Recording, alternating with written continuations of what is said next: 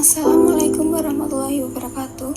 Salam dan bahagia. Kami dari kelompok 10 akan menyampaikan materi implementasi ajaran taman siswa pada teori konsolidasi dan akuntansi pushdown. Sebelumnya, perkenalkan anggota kelompok kami, yaitu ada Aprilia Eno Asa, Anissa Putri Amri, Fadila Dian Kusmawati, dan Melina Nur Safitri. Ajaran ketahansiswaan Tringa. Ajaran ketahansiswaan Tringa ini mengingatkan terhadap segala ajaran hidup atau cita-cita kita yang diperlukan, pengertian, kesadaran, dan kesungguhan dalam pelaksanaannya. Namun dengan mengetahui dan mengerti saja tidak cukup kalau tidak menyadari dan tidak ada artinya kalau tidak dilaksanakan dan memperjuangkannya. Tringa sendiri memiliki arti yaitu seseorang jika telah memiliki pengetahuan atau mengerti tentang suatu hal, maka harus memiliki rasa ingin melakukan hal yang sesuai dengan pengetahuan yang dimilikinya. Tidak hanya sampai ingin atau ngerasa, tetapi hendaknya melakukan atau melakoni dari ilmu pengetahuan yang dimiliki. Diharapkan dengan pemahaman teori konsolidasi dan akuntansi pushdown yang dimiliki, manajerial suatu perusahaan dapat menyadari manfaat dalam penerapan teori akuntansi sehingga dalam proses keuangan di perusahaan dapat menggunakan teori konsolidasi dan akuntansi pushdown yang baik dan benar.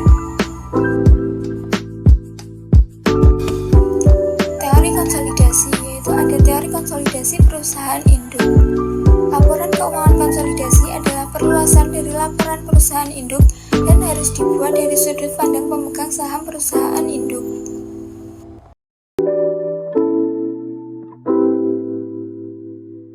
Teori entitas.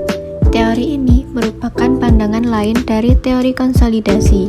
Menurut teori entitas, laba hak minoritas merupakan distribusi atas total dari entitas konsolidasi dan kepemilikan pemegang saham minoritas merupakan bagian dari ekuitas pemegang saham konsolidasi.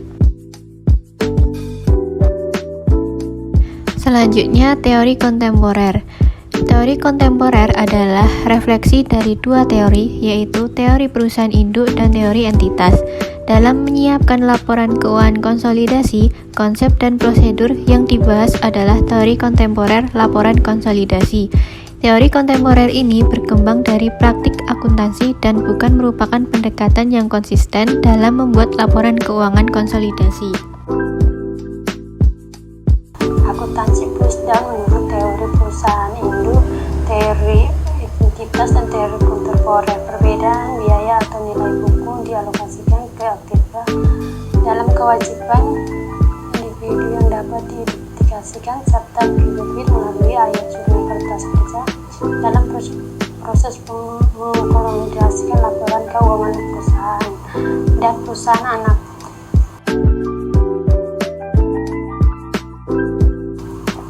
Leveraged approach. Pada leveraged approach atau LBO, sebelum melakukan investasi seringkali mencangkap manajemen identitas, banker investasi, dan institusi keuangan memperoleh sebuah identitas atau entitas A, memiliki saham publik melalui transaksi yang dibiayai sedikit modal dan hutang dalamnya amat besar. Biasanya kelompok investor melakukan pengumpulan dana untuk melakukan buyout atau tindakan pembelian bisnis dengan menginvestasikan sekitar 10% uang sendiri dan sisanya dipinjam dari pinjaman. Selanjutnya, solusi dasar akuntansi lainnya.